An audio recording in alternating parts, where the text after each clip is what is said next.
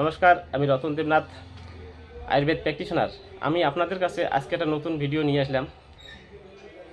ভিডিওটির মূল বিষয়বস্তু হলো আপনাদের খাদ্য তালিকায় থাকা চিরপরিচিত একটি শাক, এই কলমি শাক। এই কলমি শাকে কী কী ভিটামিন রয়েছে এবং এর পুষ্টিগুণ কী কী, সে সম্বন্ধে আমি আপনাদের সম্বন্ধে একটু তুলে ধরলাম। এই কলমি শাকে রয়েছে vitamin A, vitamin C, calcium, লৌহ এবং ফাইবার।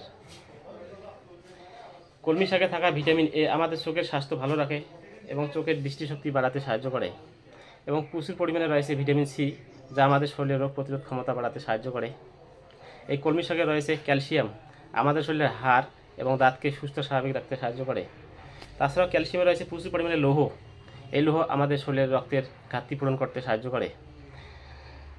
এছাড়াও রয়েছে কলমি শাকে প্রচুর পরিমাণে ফাইবার, যা আমাদের শরীরে লিভারকে সুস্থ স্বাভাবিক এবং সতেজ রাখতে সাহায্য করে, পাচন শক্তি বাড়ায়, খাওয়া রুচি করে এবং জন্ডিস হতে দেয় না।